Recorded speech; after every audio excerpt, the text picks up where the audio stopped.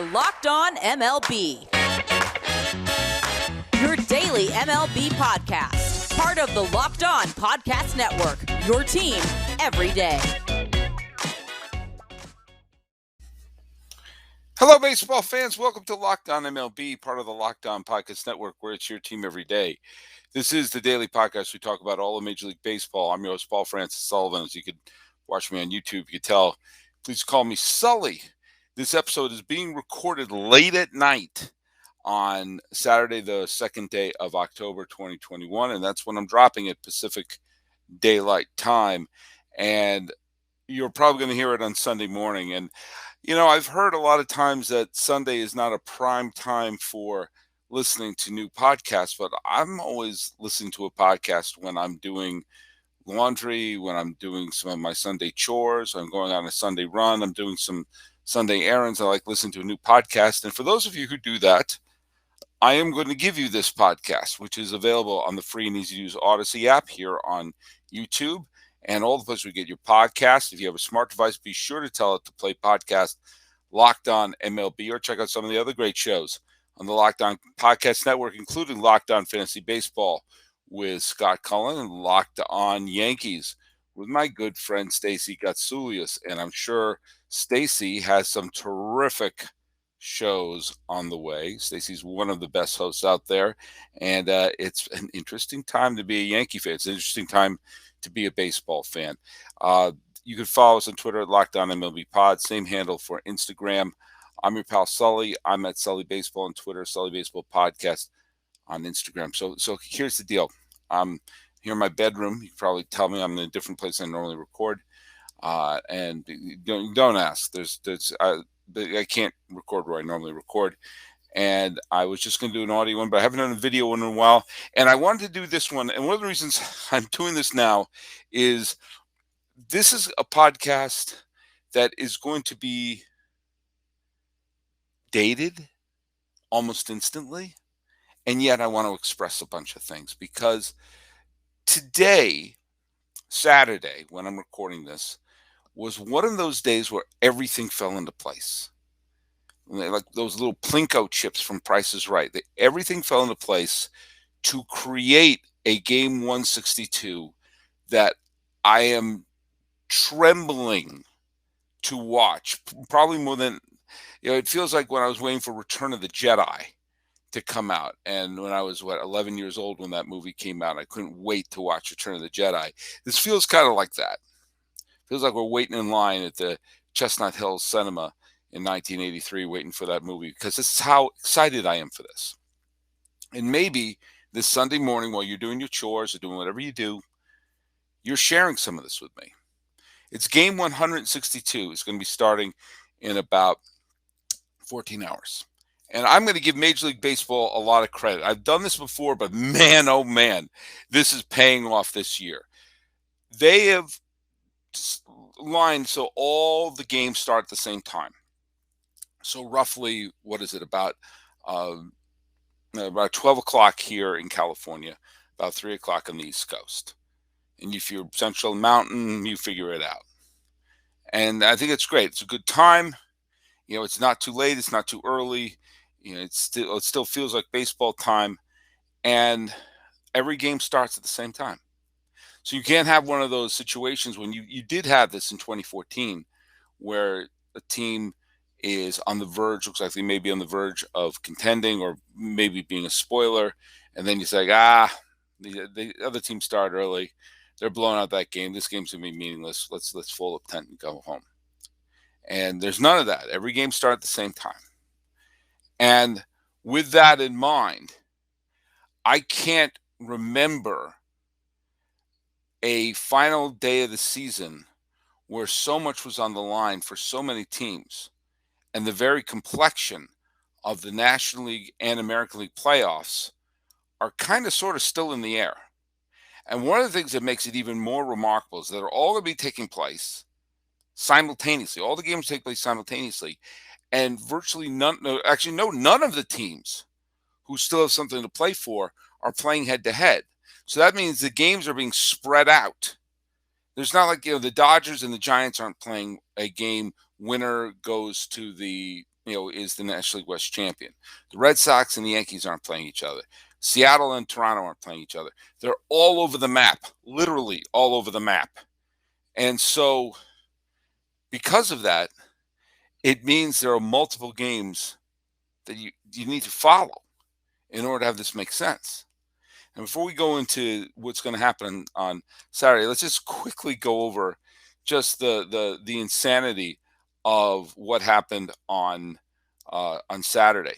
First and foremost, the Rays blew the doors off the dump in Yankee Stadium. I mean, my God, Brandon Lau hit 3 home runs. Is it Lowe or Lau? I can never remember. It doesn't matter. He hit 3 home runs. 3 home runs in a game that is nothing but a tune-up for the Tampa Bay Rays. If the Rays went in and just played minor leaguers and just coasted, you couldn't blame them. They have nothing to play for. But they showed up, and the Yankees, who had everything to play for, just got bombed. And Sterling and Waldman were doing the radio call for that. And John Sterling kept saying over and over again, and to his credit, I'm not John Sterling's biggest fan, but to his credit, he kept saying, why is Montgomery still in this? When Montgomery got bombed early on, it was very clear that he had nothing. And it took forever to get the bullpen going. And so, in the end, the Rays won their 100th game. Statement there. And good for the Rays. I mean, they were like, they have nothing left to play for. Everything they have to play for is in the postseason. They've won 100 games. If they get blown out on Sunday, nobody can blame them. They took 2 out of 3 from the Yankees. Easy for you to say. But the minute that happened, it set in a chain reaction of events.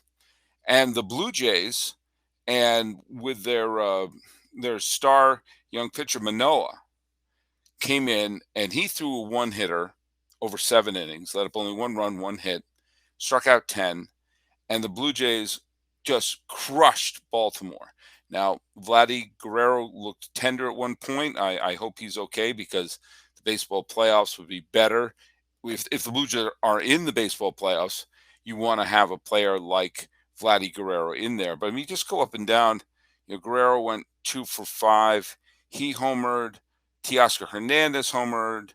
Springer homered. Bo Bichette homered. Everyone just clicked on that team. And so with that, the Blue Jays are still in it. They're 1 game behind the Yankees. And so that led us to the Red Sox and the Nationals, which was a super nail-biting time. It was an amazing game in that you had Tanner Houck, who is the hot young pitching prospect who they're trying to stretch out.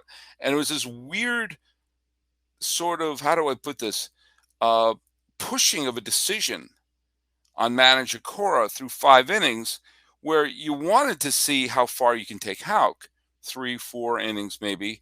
And the Red Sox have kind of a beleaguered bullpen, which is a little worn out at this point. And Houck, through 5 innings, didn't let up a base runner. He had a perfect game through 5. And yet you went into the game saying, I hope we get 3 or 4 innings out of him. And so you have a perfect game through 5. And that is a situation that if he had gotten a hit, or if Washington had got a hit at any point, and they pulled him after 4, no one would have an issue with that. But because it was a perfect game through 5, and because they used most of their high leverage relievers the day before, you're like, in the back of your head, you're going, why don't we just let the guy throw in the perfect game go another inning? It's not like they're rocking him. But Brazier and Richards did a good job. Ottavino all but screamed at the umpire when he got called on a ball 4. And Juan Soto came up with the bases loaded and hit a ball which I think everybody on the planet Earth thought was a go-ahead grand slam. I said, it's Giancarlo Stanton all over again with the Red Sox. And went to center field. It was just a sac fly. And then the Red Sox woke up in the 9th with 2 outs in the 9th inning. It was Vasquez hit the triple. I believe Shaw got a hit. And then Kiki Hernandez homered. And so it looked like, the Red Sox are going to have a laugher.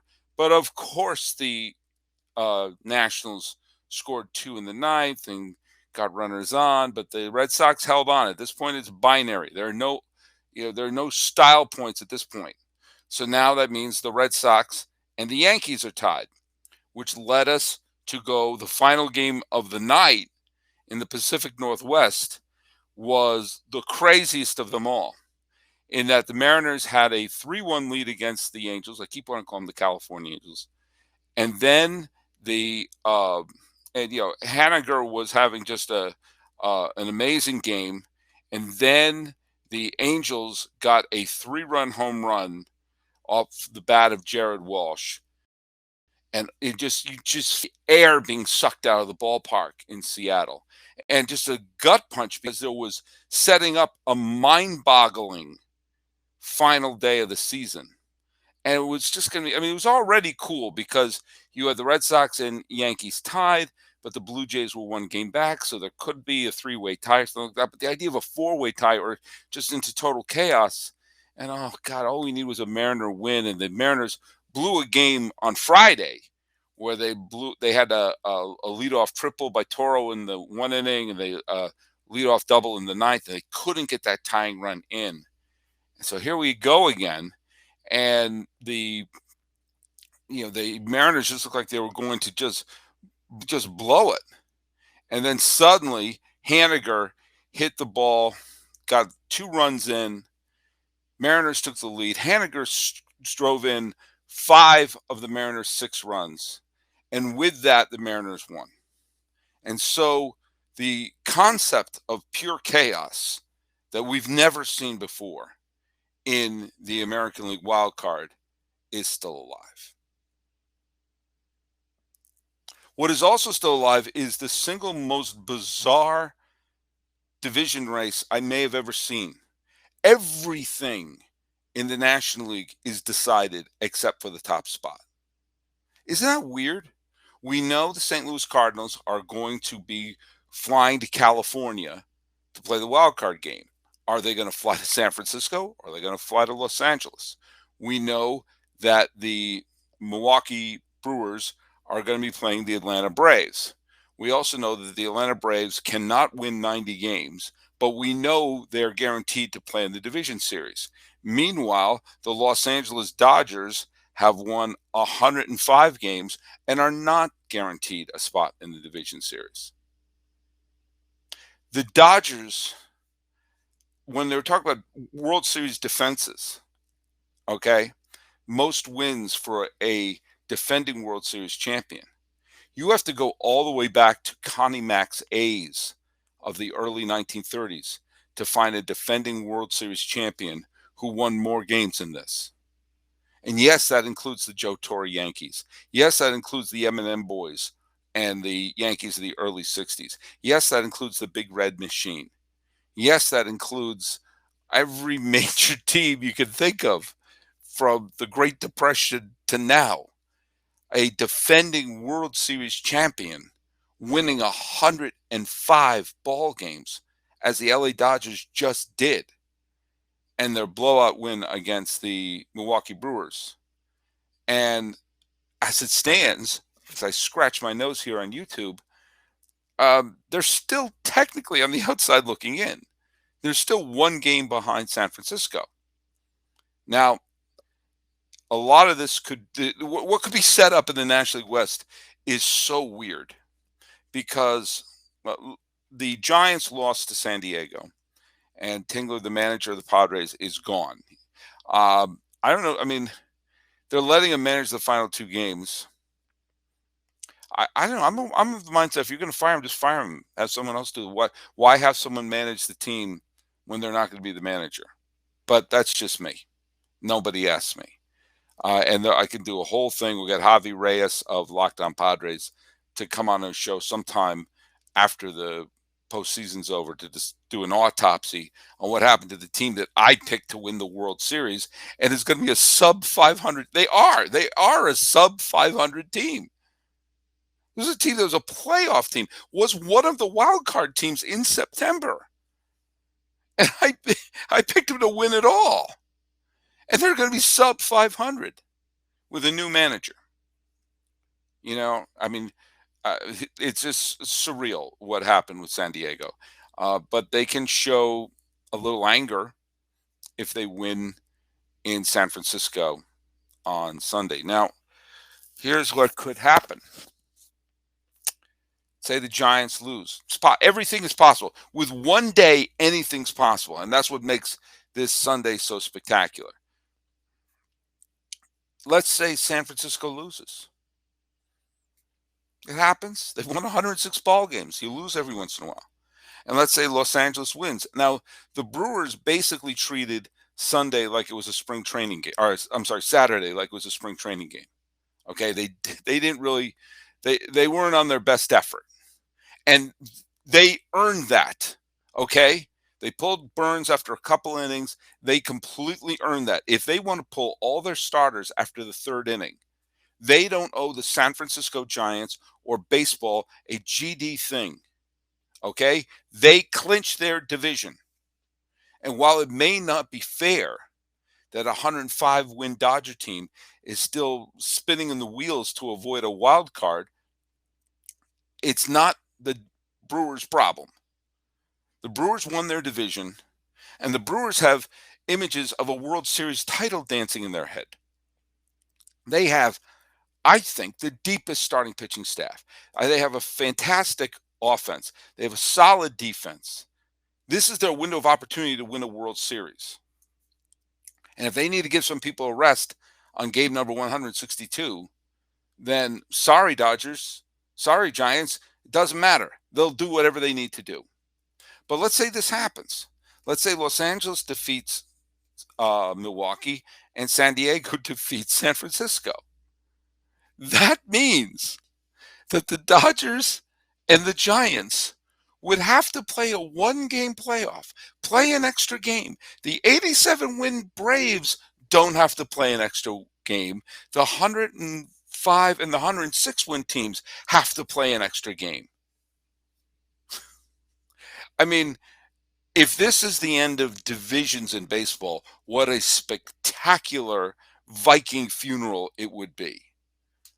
But they would have to play a one-game playoff, see who's the division champion. The winner of that game gets to go back to their home.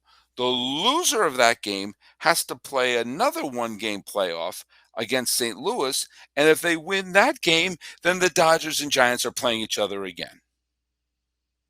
That is so crazy and so stupid that I want it to happen. I want it to happen. And I want to make one thing clear. There are teams that I have emotional connections to that are still alive. There are teams that once it gets to October, I will be rooting for. But I want to make another thing clear.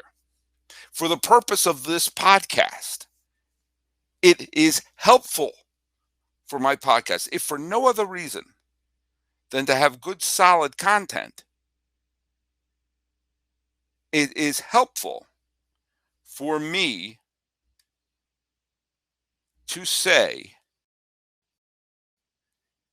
I want, sorry for that little pause there. I just had a little warning thing pop up on my screen. I thought, like, if I lost all that recording, oh boy, I would have punched that. I would have punched that computer right there, but I didn't. So forgive the pause there, but that's what happened. I want anarchy. I want stupidity. I want things to happen that make me say, really? That's what we're going to do? Yeah. That's what we're going to do. That's exactly what we're going to do.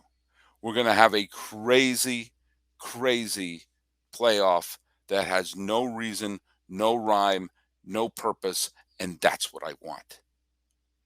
My father, if he were still alive, would say, that's crazy. Yeah, Poppy, it is. So let's review what could happen in the American League. We could have the wild card tournament. Remember the beginning of the year, I said there's going to be a bunch of teams between 93 and 87 wins in the American League. Now, I didn't anticipate a 100-win team. I said there's no 100-win team in the American League.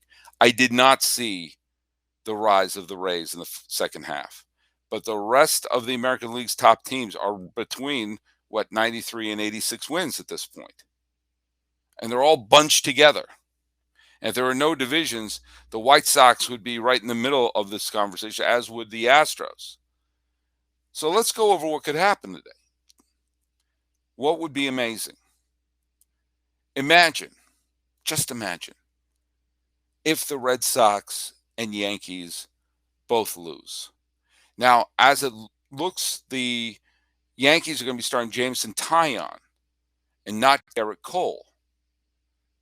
Well, if the Yankees win, they're one of the wild card teams. They don't have to play a play-in game. Why you wouldn't pitch your ace to avoid that, I don't understand. But there's been a bunch of things I don't understand about the Yankees this year. The Red Sox are going to be starting Chris Sale against the Washington Nationals. Sale looked pretty good against Baltimore for the first 5 or 6 innings, but then Mountcastle homered and he fell apart. It's pretty much going to be all hands on deck for the Red Sox tomorrow. I know they want to start Nathan Eovaldi in the wild card game if they get that far, but they have to get that far. And if Eovaldi has to come out of the bullpen and they have to figure out what to do for the wild card game, then so be it. But let's say the Red Sox lose and the Yankees lose. And then let's say Toronto beats Baltimore and the Mariners dig deep and beat the Angels. Then those 4 teams would be tied. And so you would have, I don't know how they would arrange it. You'd have to have, it would be a tournament. It would be like they all were wild card teams. And there would be 2 tiebreaker games. And the winner of those games would play the actual wild card game. I don't know how it would be. I don't know how it would be lined up. But something along those lines of who has the best record head-to-head, who has the best record of the division, they would find a way to line it all up. That would be fun. Then there's what I'm secretly rooting for, and that is for the Red Sox to win, the Yankees to lose, and Toronto and Seattle to win. And then create a 3-team round-robin tournament. That's what I want to see. Selfishly, that's what I want to see. Although if I had no emotional connection or no background connection to the Red Sox, I would have said I want to see that, I would want to see the 4 teams tied, because that'd be so crazy. And I think that'd be best for this podcast. So if that does happen, I won't think it's the end of the world. What I don't want to see happen is the Red Sox and the Yankees to win, because that'd be the most boring thing. Okay, they're going to meet. I want to have that moment of looking around and going, now what? Now what? Because, friends, that's what we want. 162 games and it coming down to a final pitch and a final run. Now, I did receive a tweet that I can't help but think about right now.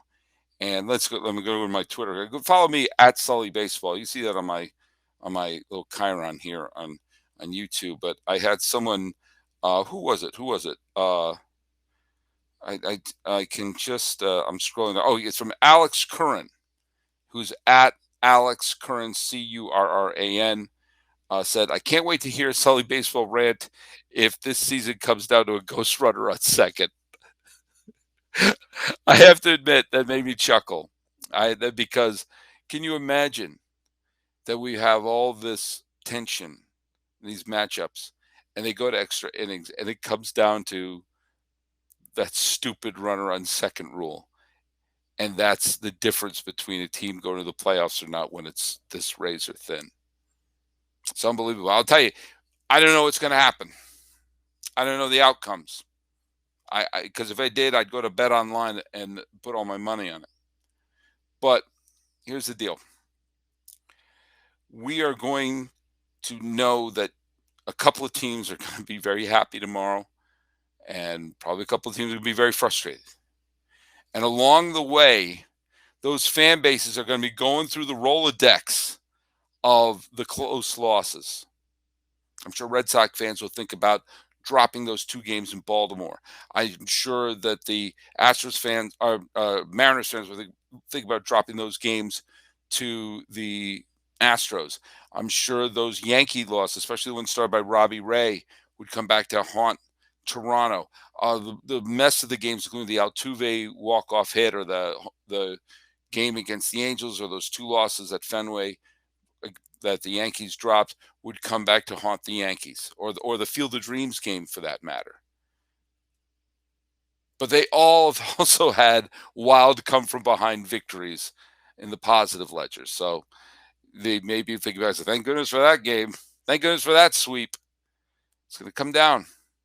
Someone is waking up on Sunday and is either going to be the great hero or the GOAT of the entire season. Can you imagine that person right now?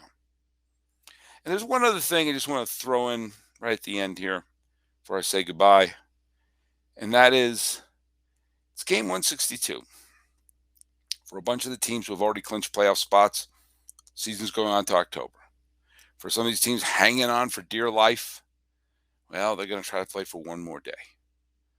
But for 20 teams, well, actually 18 teams, because 2 teams are hanging on for it. So for 18 fan bases, this is it. Their last game. Last time to see their friends. And baseball isn't always about the team that wins the title. It's a companion for your summer. And sometimes your team wins. Sometimes your team loses. Sometimes your team gives you a thrill and then falls apart. Sometimes they make a great run at it late, but it's a little too late. Sometimes they stink. The beauty of it is that that team is there for your summer. As we enter October, summer's in our rearview mirror. It's our last chance to see our friends, to have the game on. Have it on as you're doing your chores, folding your laundry, washing your car, going to the store, going on a run, heading to work, heading from work, wherever you listen to the games. The teams are there to be your companion. And for those fan bases that are saying goodbye until next spring, savor tomorrow. Watch part of the game. Listen to part of the game. Say thanks for the fun parts. Even if your team stinks, you turn the game on during the summertime. Think of those times in July or August. Even if your team's totally out of it. I root for a lot of teams that were totally out of it. And yet, turn on the game. How are they doing? Someone play well? They bring something for the farm? Is someone going to reach a milestone?